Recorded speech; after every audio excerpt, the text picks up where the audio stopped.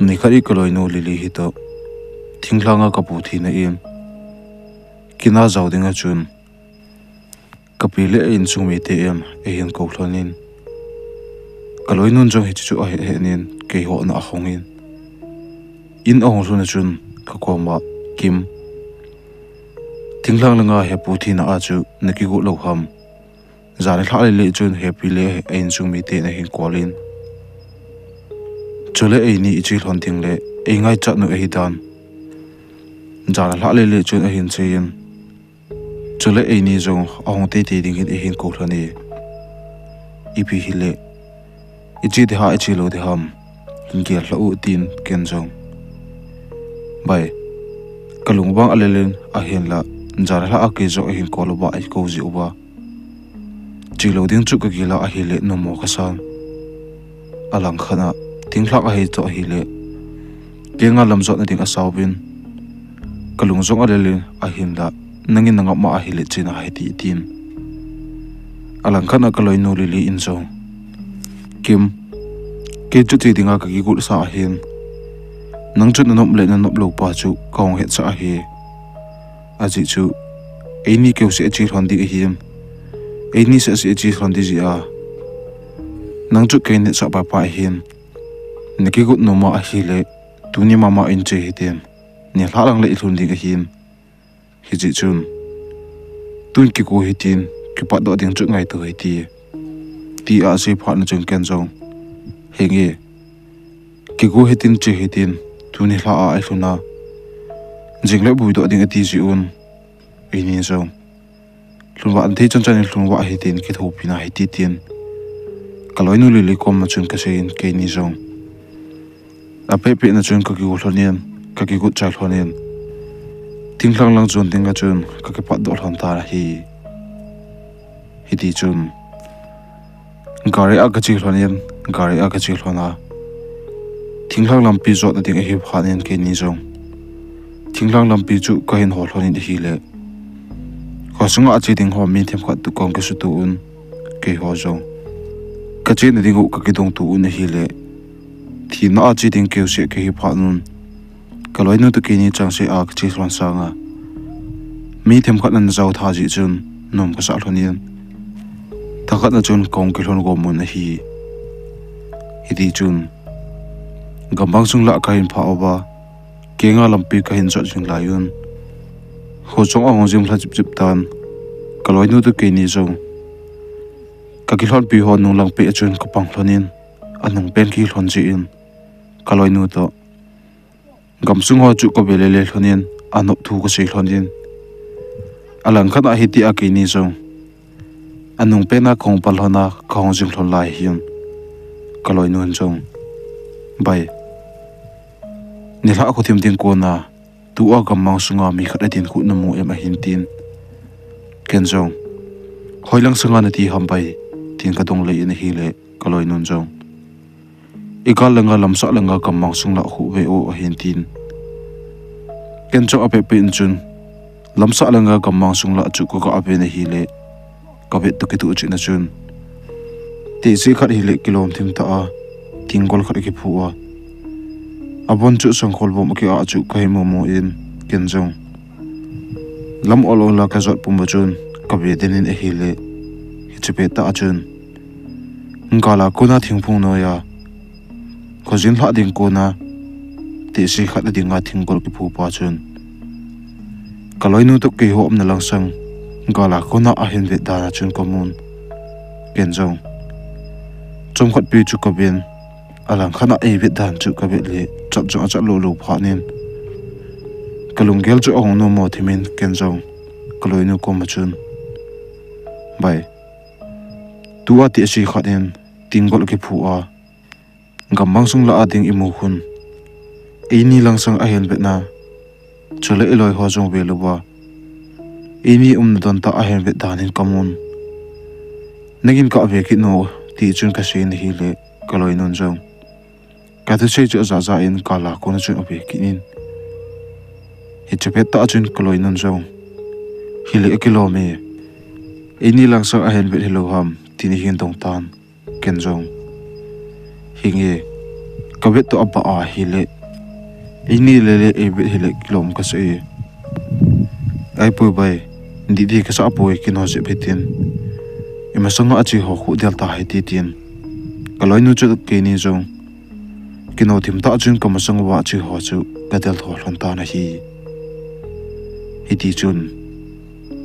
kamasanga wa chi ho umna ka pha pha yen ke jong kanung langa te se pu ko mu chu kalung athi tun tun chi in kanung langa kamit si hewu chun ka kinung hein gamang sung la ate se pu chu ko be ne hi le te se pu din na ako na chun atingkol ki pu pum pumin all la aba aphein gamang sung la chu azul lu ni ne hi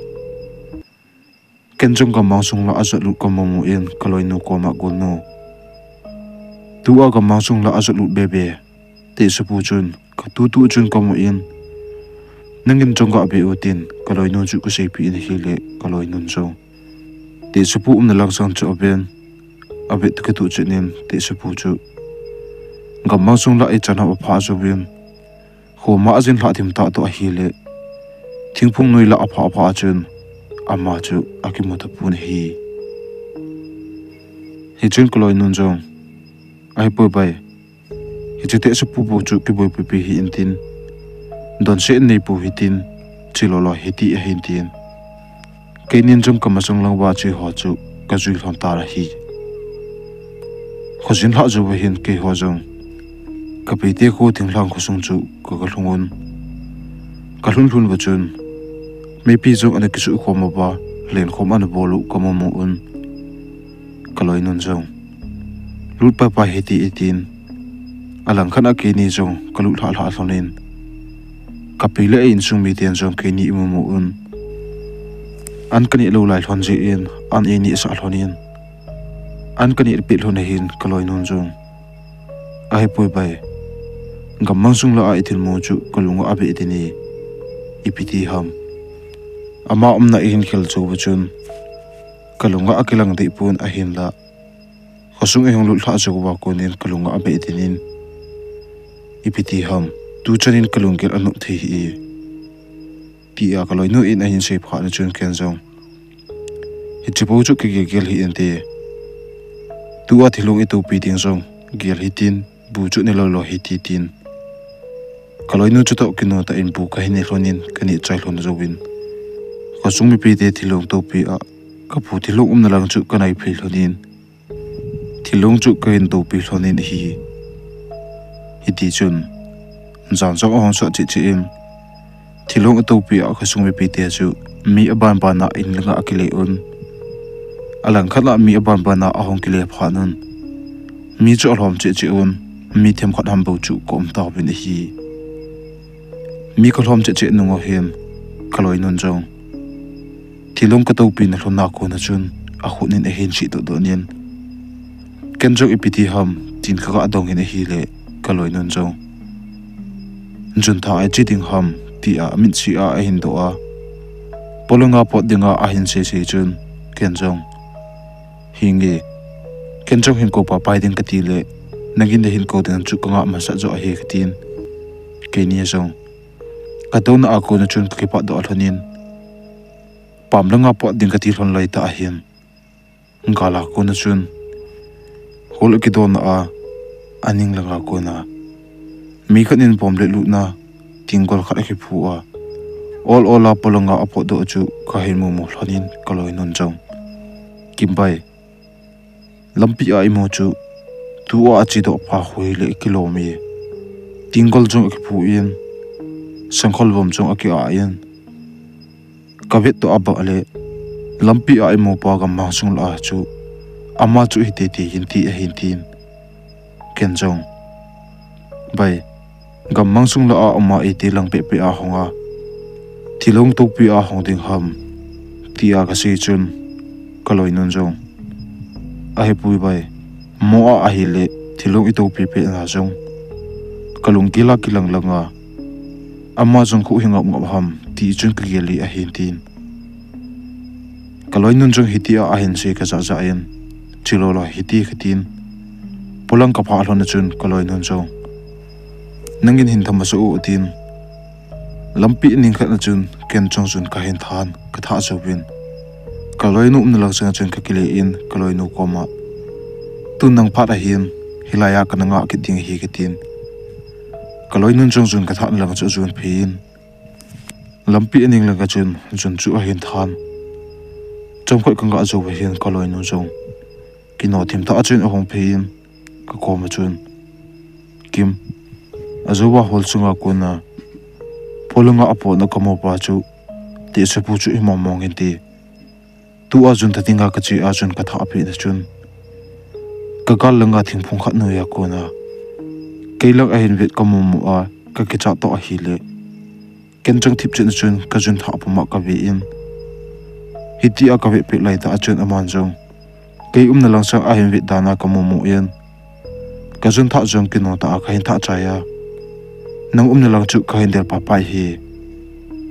ti a kaloi nu in a hin sei phana chun ken jong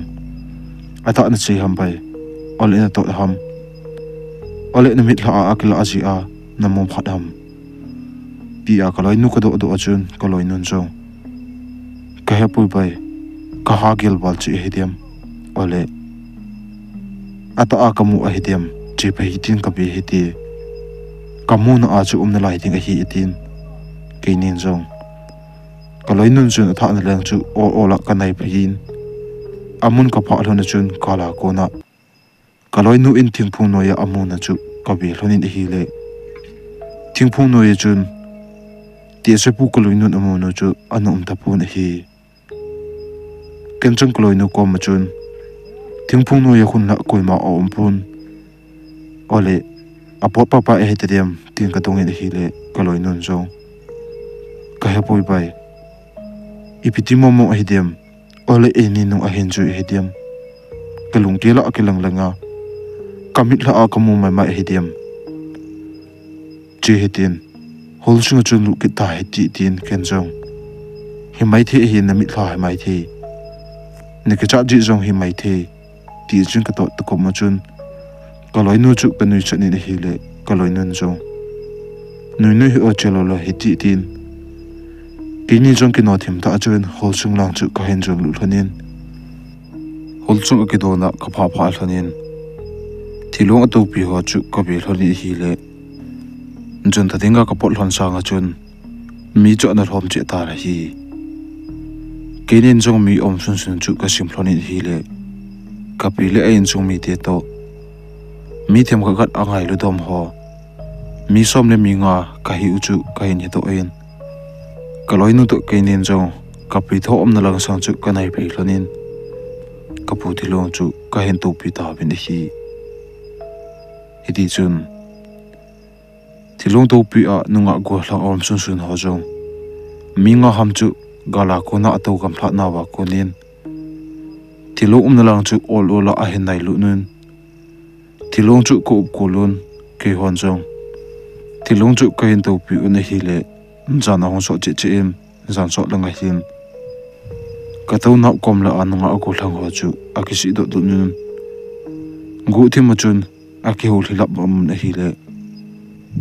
kaloi nu to keinin jong ipi se hom ka he nom thon ji in thip chena ko ngai thonin a hen da ipi se hom ka he thil hon lo ji in keinin jong ama ho am na lang san chu kanai je plonin ama hop na kom la achun ka to hlonin thakhat na chun kong ki to khomon a hi le jala hong so che che nu nga hin ka komo ba nu nga go lang to ho chun kaloi nu to ke ni chu e no hlonin ama hon jong azuwa chun tha dinga na pot do ba polong na pha wa chu na pha pha nei nam tin hin dong hlonin ke nin jong e do dan chu ko vet no ba a hi le na phat phat noi nam ati ba nga thil khat amu owa a hi lo le thil khat atu owa lungkim ta ai ho bang chun ka helhonin kinin jong hengi jun pha ana chi owa na phat phat noi nam ti anei do da na chu epithil maham tin ka dong le hlonin hi le ama hon jong ima om di poi mo a hi le a hin tin kaloi nu to keinin jong ama ho ko ma chun nang ho la jun tha an chu wa chu na pa pa ne nam tin ka dong on hi le ama ho chu gu thima ka be tu un thil khat a he na ba chule asei gu nu dan chun akibel thila la on kaloi nu li tu ke nin zo boi na tu ham tin ka dong pa pa hloni hi le ama hon jong hilaya itu ba a hi le anuk theipun them khat ki hil kam je moi tin ki holim da hei ti chule thilo to pi a jong mi om na lai yin hi je chon e ho jong a keng je mokon to bu hi ti tin alang khan a ke hon jong aning khat lang chu ka zon phiyun aning khat lang ka pha ding ko nun kala oba pasal khat chun ai pui aning je mokon me jo ke ti in chule cha zo na lai mai the hin cha don to komin mi chu oi hi tin chom khat ki ulim naw hi ti tin ke hon jong me ikitin lang chu ka zon phiyun me ikitin na ka pha pha un cha oma apang ho jong an ta pu bi na hi cha oma pang ho om lo pha nun ke hon jong iti hi le mi bon ke be lo la ya cha oma pang ho jong in langa hi kle pa pa hi dem tin ke ho chu ka ke dong tu la la on alang khana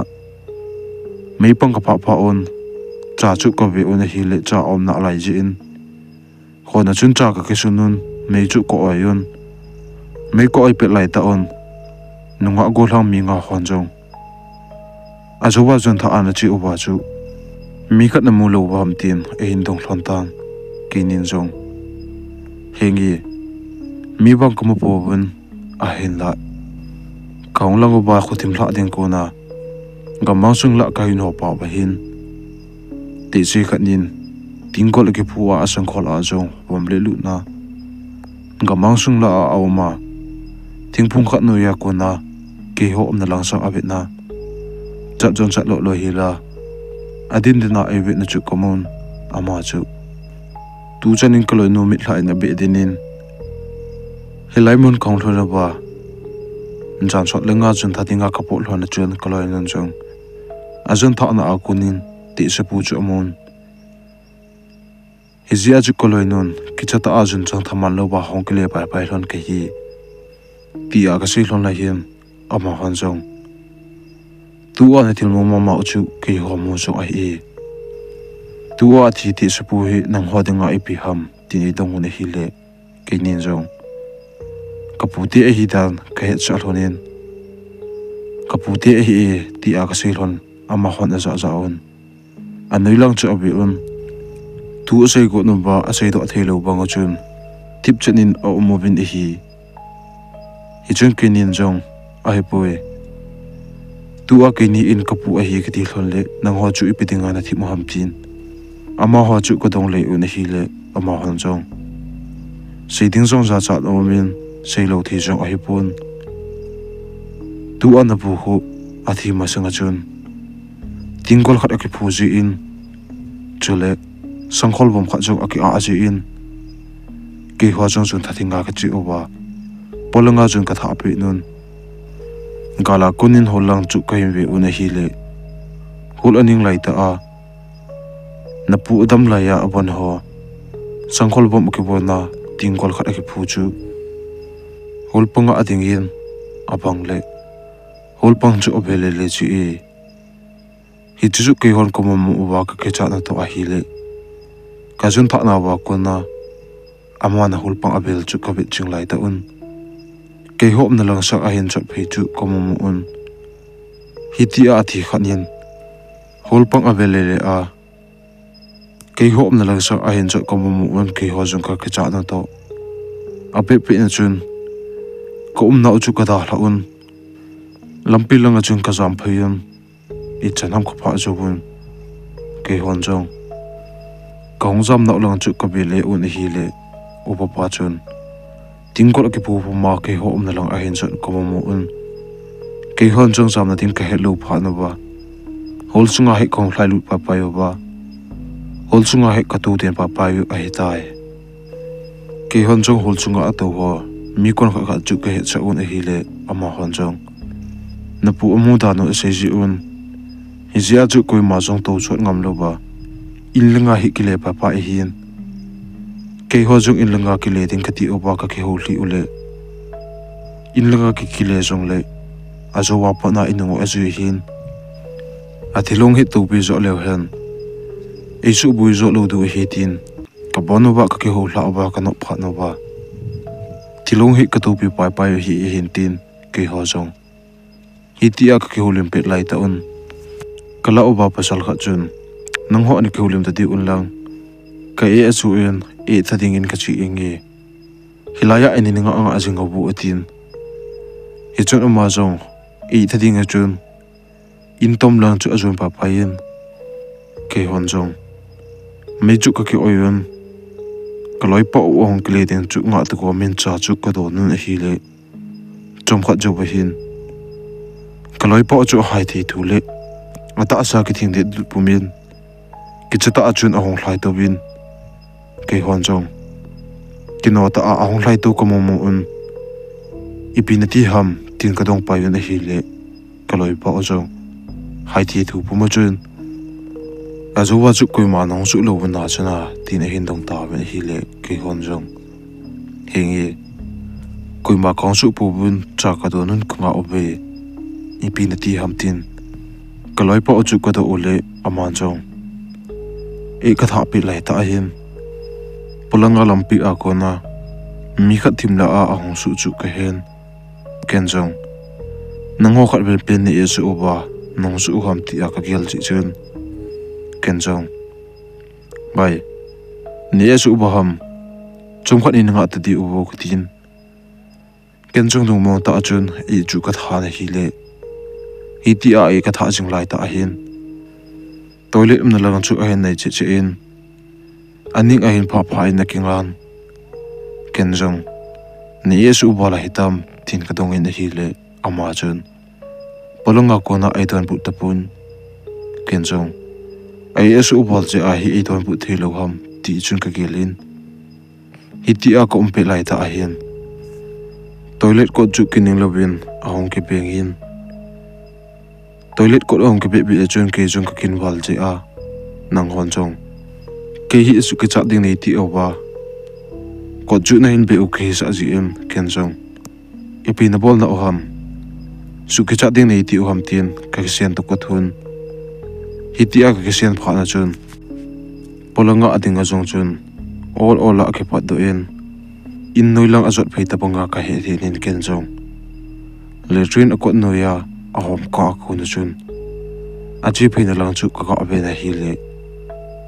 hi chite se pu chun tingol a ke phu a all a in noilang azot phei ka mo en ka ke cha to a hi le ape pe na kot ka hin hona in noi langa azot na lang chu be ngam lo ba khong hlai pai pai hi ti a ke chata a ain che ka za un ka bon ba chun a ke chalu chu koi ma ko ta po bin hi ti a ke ho jong ka ke cha pha nun mei ko ai na chu ka hin da la un hol sung lang chu ka hin chon pe yun ka pi tho na chu ka be on hi le mi som ham na ba chun ka pi le en chung me te tai lo mi nga ham se bo chu ta ben hi ti chun ke hon jong thilu na chu kanai pheyun ki cha pum pum ma chun thilu ko ma chun ka to bun alang khana ka pi le ain chung mi tel le mi nga to hon jong ke ho chu i be on hi le ke chat mel puta a ko ma chu i mo mo un ipinati u ham na mai su ule num chan chu ke chat mel la pu un nta sa o zong a ki thinga dan nin ko mo ubi a hin tin ke hon jong seding chu ka gelu le ka ke cha dan to a hi bangin seding chu no mo ka sa ji un i ma kha ti pu be tin e dong ho chu ka don bu nun alang khana ka pi cha pa alen pen pa a cha no mei kha chu in chunga ai mu na a ko na chun ha pe na a hong peng in a pen zo zo bin a ka to a hen tho in hi le ka pi cha pa alen pen pa le a ji no le ka pi le to pi si sin jong thilong chu ka da la un in chung lang chu ka kidel ti nun in chung ka pha pha un chapang nun chu ka dong un e hi le chapang nun jong kapu kamu e kapu insunga ahong lu na kalup na koma adena kalu ahin khoi kamumu a ka kicha to ahile ka hong pe na hi ti a asisi chun kapile achapa le ajinon jong thilum tan di the sa lo phanun chapang nun chu ai na ko ne na hin pom do un polanga thilung ki koina lang chu ka hin chun le un ako ma chun khoba hla ding chu ka hin nga on hi le zana hong so chi chi in chunga ko nen koi ma lo chu pu la la yen thingkong chule in chunga thil ki koi ho chu hong pu la la in hi le kapile achapan jong ape pe na chun in chunga del lu nun kot phung pha pha on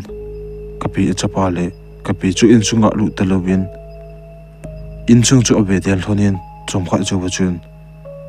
kot chu ein bon le thonin polanga chun ahong kle do pa pa thonin ke hon jong ipiti umaham in chunga thingkong le thil akitang hlabanga pu chu chu na om ho chu tin mi to sun sun ho le om si si chun ka dongun a hin la kapi le chapa chun thil khat amul hlana sei do thilo wa om hlon da na chun ke ho koma ima atipoi chomkha tu de di uhitin kho jong oba thladinga hitan khoba hla phal le mi hung pan tan ti tin ke hon jong aban chu dong be te lowen thilung chu ka hin to pi un jingko oba hla nu hin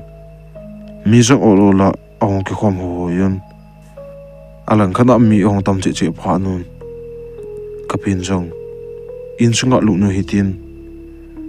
in chung mi te jong tun om tan ei hon bu kini do he ti tian in chunga chun ko lu nun bu chu kani un bu kani pe lai ta aba hin kaloi nun jong happy jan la an lu na chu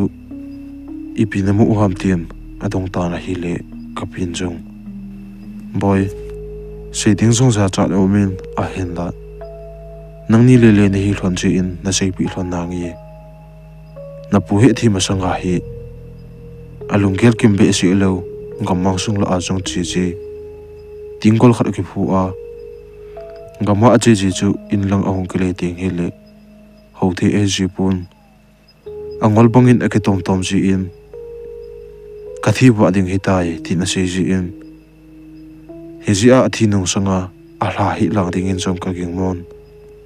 jar hla ka lu thlona chun nu to in kol ka pha pha hlona hin na pu chu bon khat bom le lu na ke a ting kol ke pu a ting kola in chunga thil le lo ho aveila la chu kamu hlona athi sa in hiti a in chunga alu na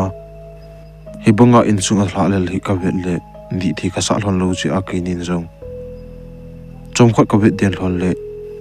na pu chu ke holanga ahong ke le hin chomkhat e ve denun chomkhat jowin na pu chu hui lo ma amang pa pai tai ti a sei phanin kaloi nu to ke ni jong kapi in a sei ka za za hlonin ka ki achan bu jong ka ne thil hon tapun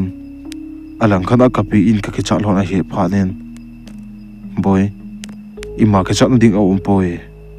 almost hon hi en na pu hi thilo ke bui do jule ima jo si phatan ti tin kapi in e hlamon hlon phanen ke ni ka cha na hlon jong tem kha khat chu ohong ol do men alang khana ke hon jong an kani azu lang ba hian go lang hon jong tlan mon lang azun su un tlan ko lai un alai chai nungen sun kem dong na chung kapu thilong chu ke hon jong tlan mon langa kain pu su un kapu thilong chu kain bui do pai pai ta pen hi ti chun kaloi nu to in langa kaung ke le lang thlona hiam kapiti en chun jong ko ngam hlan tapun alang khana in kalhun ting kol hlona hiam kaloi nu anu le pa jong apu te na ong hlon ka mo hlanin ke ni jong ka ki chat na hlon chu amang zap jing in hi kaloi nu anu le pa am na lang chu kanai pi hlonin amani koma iti anong hlon ham ting ka dong hlonin hi le tilong apu da zo zo wa ahong hlon hlona lan mo lang a hin jot pa pa ya in langa akile lang hlona kamu hlondan amani in ain sei phalu chun tujan mamma akile ding ati dan le gari ahin puidan jong e cha hlonin alang khan akaloi panu le pa to ka kilhon du hi phanin ka ki chat hon ju se amang ta na hi ahin la jan hla ka thil tu u chu kalung kela abang thei pun ki chat na in bu e bo me na hi ni hla ko thim hla ding ko na hin kaloi nu le apa le nu to in langa chun khong kele un gamang sung la kai pha ba hin jong kaloi nu to kenin jong kachi lang hlona kapu kamu hlona chu kabe una hi le thingpung no ya din na achun koima om ta pon kaloi nu la pa nong chu ka hen juyun kapin athilong hi ki bui to chu le a hla hi lang ta pon tin thel chu si patan ti ti chu kain gel do ron pha nen kalung gel hon chu ong nom dom hlanin a hi ti chun gari na ka pha nu en jong ima boina kana tu ta po bene hi thusim akachai tai aban ananga kinu hi ti na bonun mong pha